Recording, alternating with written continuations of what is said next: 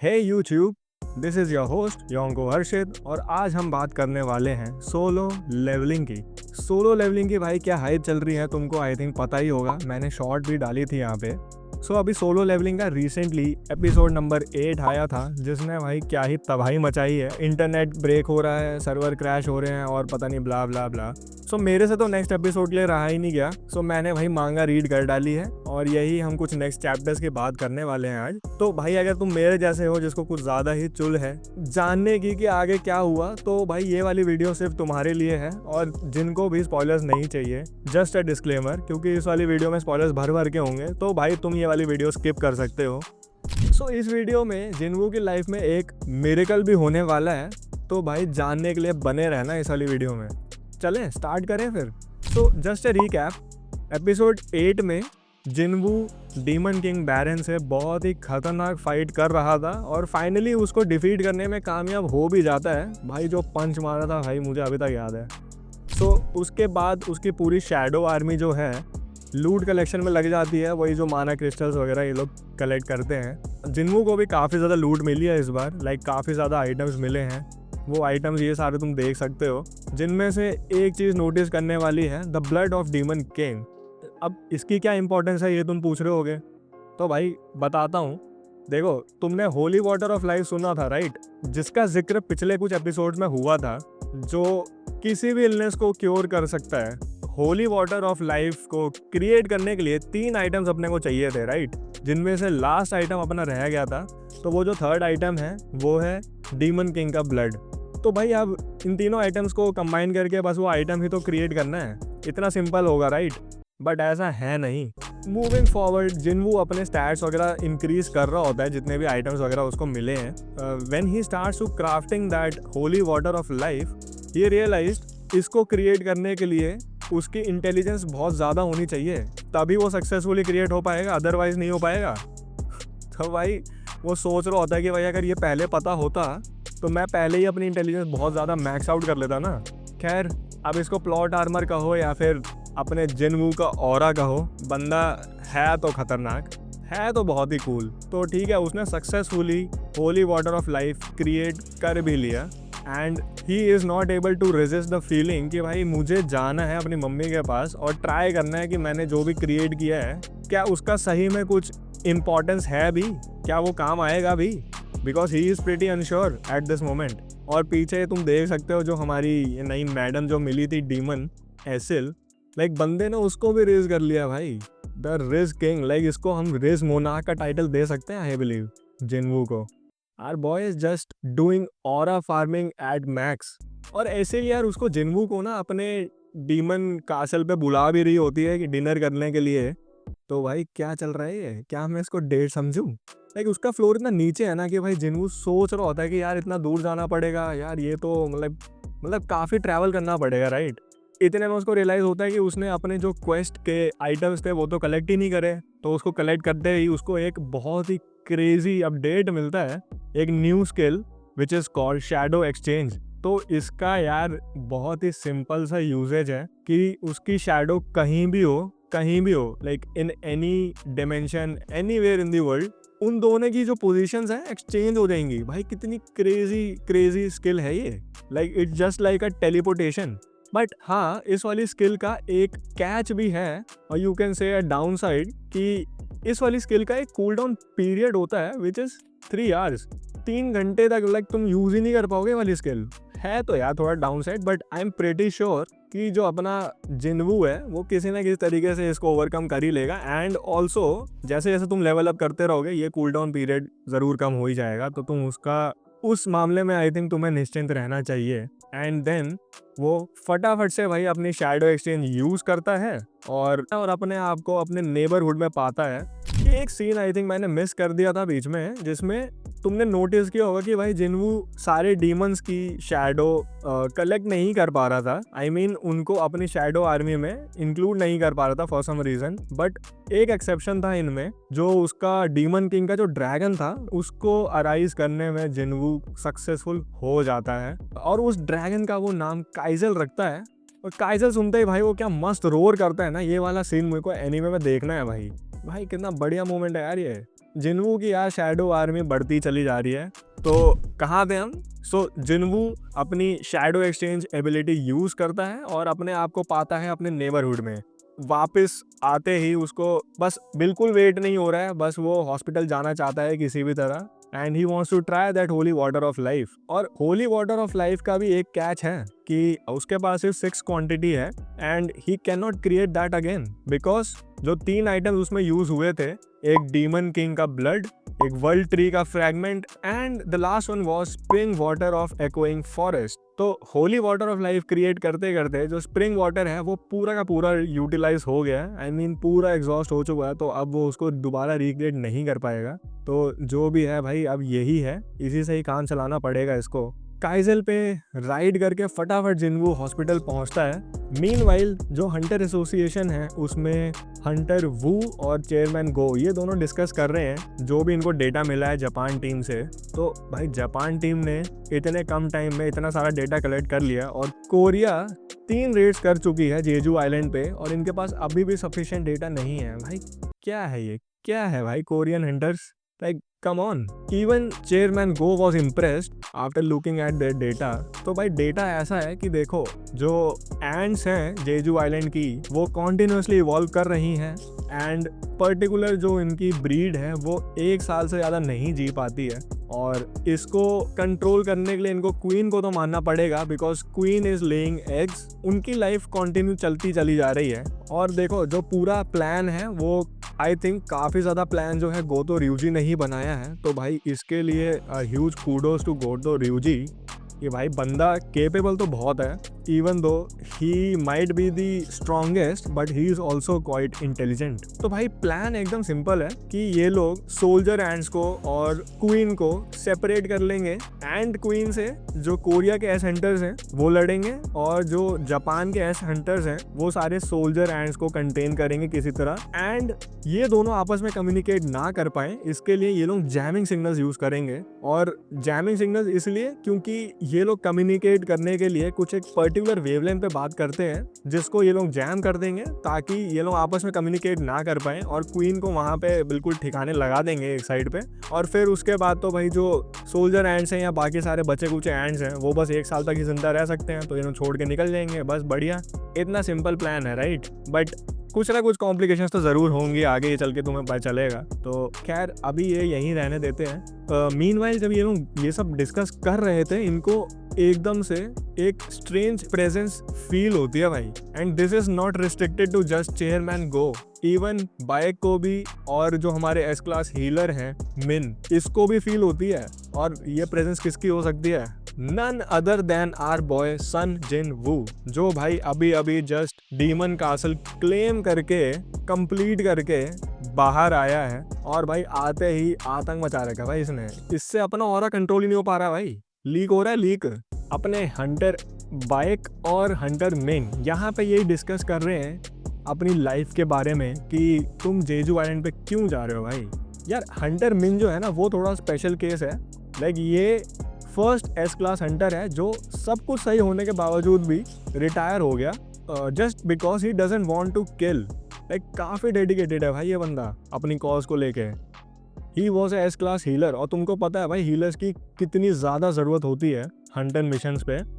And he has retired और अब वो टीचर की नौकरी करना चाहता है। वो इस पूरी हंटर वाली लाइफ से एग्जिट मार चुका है and he is preparing for a teacher exam.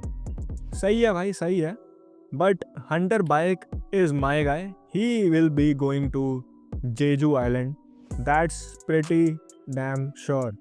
और वैसे हंटर बाइक की पर्सनैलिटी यार मेरे को तो सही लगती है काफ़ी। लाइक फर्स्ट हंटर जो फर्स्ट एस क्लास हंटर था जिसकी मैं रिस्पेक्ट करता हूँ दैट इज़ हंटर बाइक, क्योंकि भाई बंदे में कोई अपने पोजीशन को लेके एक वो होता है कि प्राइड है, कुछ ऐसा नहीं है भाई, वो काफ़ी जेन्युइन बंदा लगता है मुझे। मीनवाइल अपना जिन्वू जो है वो हॉस्पिटल पहुंच जाता है एंड विंडो से एंटर कर रहे हैं भाई साहब। ही इज़ प्रेटी रेस्टलेस कि भाई मुझे कुछ भी करके ट्राई करना है होली वाटर ऑफ लाइफ अपनी मम्मी के ऊपर। And he is also quite unsure कि भाई पता नहीं हो सकता है ये काम ही ना करे, लेकिन फिर भी वो सिस्टम पे ट्रस्ट करते हुए आगे बढ़ता है और ट्राई करता है। इतने में उसको अपनी मम्मी के गर्दन पे एक स्कार दिखता है जो उसने बचपन में ही दिया था। भाई बंदे ने गर्म पानी लेके अपनी मम्मी को जला दिया भाई। क्या जिन्हों भाई, this was not expected from you bro. खैर, पूरा का पूरा होली वाटर की बॉटल जो है वो अपनी मॉम को पिला तो देता है एंड उनकी स्किन वगैरह सब कुछ हील भी कर रही होती है, बट मॉम अभी उसकी वेकअप नहीं हुई है भाई। और जिनवू is getting restless, is getting impatient कि यार जो भी है प्लीज प्लीज, क्योंकि he is waiting for this moment for like 4 years। 4 साल से वो वेट कर रहा था इस मोमेंट के लिए। तो जिनवू काफ़ी ज़्यादा डिप्रेस हो जाता है कि यार उसकी मॉम इटर्नल स्लम्बर से वेकअप कर ही नहीं पाई अभी तक, इवन दो उसने पूरी की पूरी बॉटल उनको पिला दी है। और जाके कोने में बैठ के अपना दुखड़ा गा रहा था, जितने में उसकी मम्मी पीछे से उठ जाती हैं और उसको कॉल करती हैं कि जिनवू क्या तुम ही हो ये। भाई बहुत ही होलसम मोमेंट था ये। बंदा रो दिया था भाई, रो दिया बंदा। He is waiting for this moment for 4 years। 4 साल से वेट कर रहा है वो इस मोमेंट के लिए। और फाइनली जब उसने अपनी मॉम को देखा ना भाई, उसके आंखों से आंसू भी बाहर आ गए। इतना ज़्यादा इमोशनल था ये वाला मोमेंट। इस मोमेंट का मैं वेट कर रहा हूँ एनीमे में कब आएगा। And at this moment जिनवू is pretty unsure about his life, क्योंकि उसकी मम्मी कभी चाहती ही नहीं थी वो हंटर बने, लेकिन उसकी लाइफ में हंटर बनना ही बहुत बड़ा पार्ट था राइट, तभी तो वो यहाँ तक पहुँचा है। तो अब बेचारे के मन में डिलेमा ही चल रहा है। तो फाइनली जिनवू की मॉम बिल्कुल हील हो चुकी हैं and she is perfect and he request the hospital कि उनको डिस्चार्ज फटाफट दिया जाए। और डॉक्टर लोग भाई बड़े सही हैं भाई, आपस में डिस्कस कर रहे होते हैं कि नहीं नहीं इतना जल्दी डिस्चार्ज नहीं दे सकते हम लोग। लेकिन जैसे ही पता चलता है कि उनका गार्डियन नन अदर देन सन जिनवू है, जो कोरिया का next new 10th S rank Hunter है, तो भाई फटाफट डॉक्टर मान जाता है, कह रहा हाँ हम हेल्दी पर्सन को तो अपने यहाँ नहीं रख सकते, तो डिस्चार्ज कर दो। एंड अगेन ये वाला मोमेंट भी काफ़ी होलसम था, जिसमें जिनवू की पूरी फैमिली एक साथ थी। जिनवू की मॉम, जिनहा और जिनवू। और जिनवू की मॉम उसके फादर के बारे में पूछ रही होती हैं, जिनके वेयर अबाउट्स के बारे में अभी भी कोई आइडिया नहीं है। और आई थिंक अगर तुम एनीमे देख रहे होगे तो तुमको थोड़ा बहुत तो आइडिया लग ही गया होगा कि उनके फादर कहाँ हैं अभी इस टाइम। फिर जिनवू चला जाता है वही अपने डिलेमा में कि यार मुझे हंटर रहना भी चाहिए अब, क्योंकि मैं जो भी कर रहा था वो सब कुछ तो अब अचीव हो चुका है। So should I keep being the Hunter. और फिर वो फ़ोन अपना चेक करता है और उसको पता चलता है कि उसके जो पिछली रात के कारनामे हैं वो ब्रेकिंग न्यूज़ बन चुकी है। काइजल पे बैठ के वो जो राइड कर रहा था वो ब्रेकिंग न्यूज़ बन चुकी है। किसी को लग रहा है वो शायद कोई मॉन्स्टर है जो डंजन ब्रेक करके बाहर आ चुका है। भाई जिनवू थोड़ा ध्यान रखो भाई, क्या चल रहा है ये। और उतने में उसको चेयरमैन गो का कॉल आता है and he requests him to come to the headquarters of hunter association. और हंटर एसोसिएशन के हेडक्वार्टर पहुंचते ही चेयरमैन गो जिनवू को इनवाइट करते हैं जेजू आइलैंड रेड ज्वाइन करने के लिए, जिसके लिए अभी वो बहुत अनश्योर है। जितने में उसको एक बहुत ही स्ट्रेंज प्रेजेंस फील होती है, तो पूछने पे पता चलता है कि यहीं पास के एक जिम में सारे के सारे एस रैंक हंटर्स कोरिया के और एस रैंक हंटर्स जापान से भी जो आए हैं वहाँ इकट्ठे हुए हैं स्पारिंग सेशन के लिए। भाई वहाँ जाते ही ना काफ़ी खतरनाक सीन ये देखने को मिलता है यार, ये भी मैं देखना चाहता हूँ एनीमे में। तो इसमें जो अपने वाइट टाइगर गिल्ड के प्रेसिडेंट हैं एस क्लास हंटर बाइक, और दूसरी साइड पे जो अपने फेम गिल्ड के प्रेसिडेंट हैं एस क्लास हंटर डोंगुक, ये दोनों आपस में लड़ रहे होते हैं बहुत ही खतरनाक तरीके से कि शॉक वेव्स बन रही होती हैं भाई। जिनवू और चेयरमैन गो दूर कहीं से नोटिस कर रहे होते हैं इन लोगों को, जितने में चोई जोंग इन जो हंटर्स गिल्ड के प्रेसिडेंट हैं ज्वाइन करते हैं और बताते हैं कि जो बाइक है वो अपना बेस्ट दे भी नहीं रहे हैं, क्योंकि इतने सारे लोग अराउंड हैं और उसकी जो ट्रांसफॉर्मेशन है वो उसको एक बीस्ट बना देती है। तो I think he is not comfortable to show that form in front of these other guys. तो भाई देखो ऐसा है, अब ये आधी पावर यूज़ कर रहा था हंटर बाइक, तो भाई डोंगुक ने उठा के पटा के दिया इसको। फिर हमको काफ़ी सारे एस क्लास हंटर्स जापान के इंट्रोड्यूस होते हैं, जिनके नाम कुछ ऐसे हैं। इन हुडी वाले भाई साहब का नाम है इप्पे इजावा। फिर एक ये मैडम आई हैं इशिदा मारी, एंड ये काफ़ी ज़्यादा खतरनाक लग रहा है hunter, Tanaka Kenzo. And then he is Hoshino Minoru. और फिर ये एक क्रीपी सा हंटर लग रहा है कुमामोटो आत्सुशी। और ये एक एरोगेंट लड़की लग रही है, तावाता कानाए। ये थोड़ा काम लग रहा है फूजिशिमा तात्सुमी, और ये भी एक थोड़ा सा अलग सा लग रहा है काए। And then there is this girl Shimizu Akari, and then finally the man of the hour Goto ryuji, the strongest hunter of Japan. जितने भी यहाँ पे हंटर्स हैं सबसे ज़्यादा ओवरवेलमिंग स्ट्रेंथ इसी की है, सबसे ज़्यादा। बट एक बंदे से कम, वो तुम जानते हो कौन, ऑब्वियसली। तो जल्द ही हमको गोतो ryuji भी एक्शन में देखने को मिलेंगे। इन भाई को तुम देख सकते हो, ये जो थोड़ा सा क्रीपी से लग रहे थे, तो टर्न्स आउट इसकी जो नोज है वो चाहेइन जैसी सेंसिटिव है, और आई थिंक उससे भी ज़्यादा सेंसिटिव है। And he also wanted to hit on Cha Hae In, और वैसे कोई चाहे भी क्यों ना, this bro is just like us, simp कर रहा है भाई। और इन सब के इंट्रोडक्शन के बाद सीन शिफ्ट होता है, और यहाँ से दिखाया जाता है कि भाई जितने भी लोग यहाँ पर आए हैं, सब के सब ने जिनवू की प्रेजेंस नोटिस कर ली है। और वो क्यों ना करे भाई, ऑरा है भाई का। तो गोतो ryuji यहाँ पे बोल रहा होता है कि भाई काफ़ी खतरनाक असैसिन टाइप हंटर लग रहा है ये, आई थिंक काफ़ी बढ़िया होगा, अपनी प्रेजेंस छुपाने की कोशिश कर रहा है लेकिन छुपा नहीं पा रहा ढंग से। और ये ट्रांसलेटर मैडम करेक्ट करती है कि भाई असैसिन टाइप तो नहीं है वो, ऑफिशियली तो मैजिक टाइप ही बोला गया उसको। तो आई एम नॉट श्योर किस बारे में बात कर रहे हो आप। खैर जो भी है, इनकी ये जो हंटर बाएग और डोंगवूक की जो फाइट हो रही थी, उसकी फाइट को देख के ये ट्रांसलेटर मैडम बोल रही है कि भाई कितने एवरेज से हैं ये लोग, ज़्यादा बन रही है ये ट्रांसलेटर वैसे। देन इसके जस्ट बाद एक नया हंटर आता है, मिस्टर पार्क, जो कि नाइट्स गिल्ड के गिल्ड मास्टर हैं, और वो हैं एक ए रैंक हंटर। वो बोलता है कि भाई जो तू बोल रही है ना कि कोरियन एस रैंक हंटर्स बहुत ही एवरेज हैं, तो ये मैंने ना बिल्कुल अच्छे से सुन लिया है, ठीक है। जापानीज हमारी सेकंड लैंग्वेज थी स्कूल में, तो मेरे को आती है, मेरे को पागल मत बना। तो भाई जितना ये मैडम बन रही थी ना, वैसे बस खाली बात की ही थी, काम वाम कुछ कर नहीं भाई, क्योंकि बाद में इन लोगों की फाइट होती है, मतलब ये दोनों एक दूसरे को उकसा रहे होते हैं, और फिर उसके बाद फाइट करने को राजी हो जाते हैं। फाइट भी it's not like a fight but it's kind of like a sparring session only, कि इसमें रूल्स होंगे। रूल्स ऐसे हैं कि कोई भी ओपोनेंट अगर दूसरे की रिस्ट को पकड़ने में कामयाब हो जाएगा, तो वो जो ओपोनेंट है वो विनर होगा उस राउंड का। तो सेम ऐसे ही ये लोग स्टार्ट करते हैं, और भाई फिर तुम देख सकते हो, फिर यहाँ पे ये मैडम रेडी हो रही हैं, और meanwhile you can have a look at this. भाई इसको और नहीं बोलेंगे तो और क्या बोलेंगे भाई, क्या कोल्ड लुक है भाई, खड़ा कैसे है ये जेब में हाथ डाल के, how cool is this guy, and he is just an air anchor. और खड़े खड़े बोल रहे हैं कि भाई मेरे को हाथ निकालने की जरूरत भी नहीं पड़ेगी, और मैं हाथ तभी निकालूंगा जब मुझे तुम्हारी रिस्ट पकड़नी होगी, अदरवाइज ये पॉकेट में ही सही है।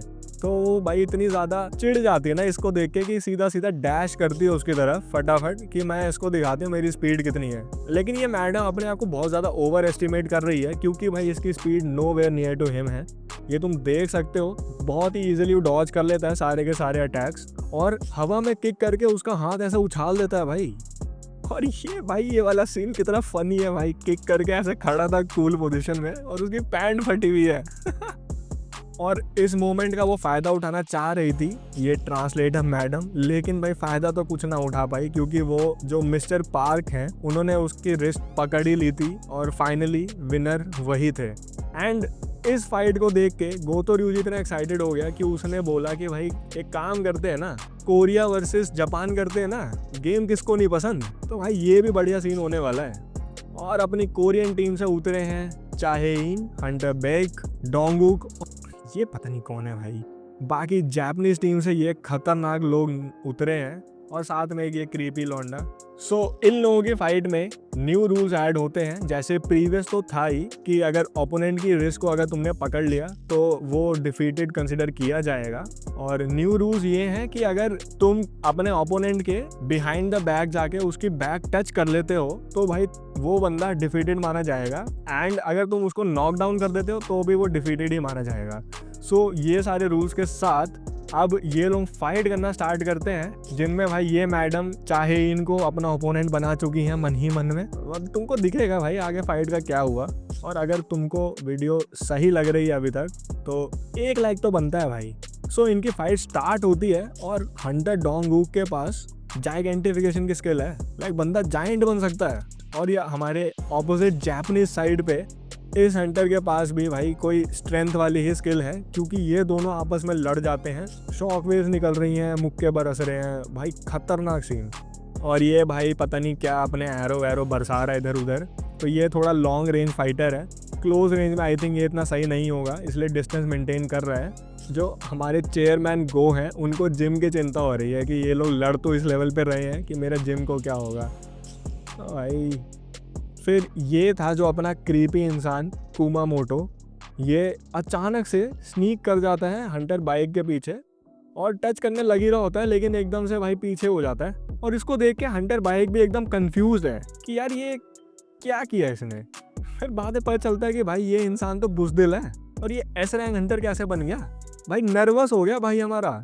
खैर हंटर बाइक अपनी फुल स्ट्रेंथ से आगे बढ़ता है। मीनवाइल अपने को बहुत जोर से आवाज आती है और पता चलता है कि भाई कोरिया के 2 एस रैंक हंटर निपट भी लिए हैं, एक वो जो एरो चला रहा था और जो हमारे डोंगूक है कराटे मैन। तो अब भाई बैटल चल रही है इतनी सीरियस, 4v2 हो चुकी है सिचुएशन। और देन वी गेट टू सी चाहेइन, जिसका निकनेम था डांसर, क्योंकि वो अपने ओपोनेंट्स को इतना ग्रेसफुली बीट करती है कि it appears like a dance. लेकिन वो इतनी एम्बैरेस होती है ना ये सुन के निकनेम, कि उसने वो निकनेम बैन कर दिया है, कोई नहीं ले सकता उसका नाम। फिर ये भाई सिंगल हैंडेडली उस लड़की को इतना इजीली बीट कर रही है और उसको डिफीट करके आगे बढ़ती है, लेकिन एकदम से कुमामोटो जो है घेर लेता है उसको और रिफ्लेक्सेस में ही सही चाहे इनने भाई मुक्के बरसा दिए उसके मुंह पे, मुक्के भाई लहू लुहान कर दिया उसको।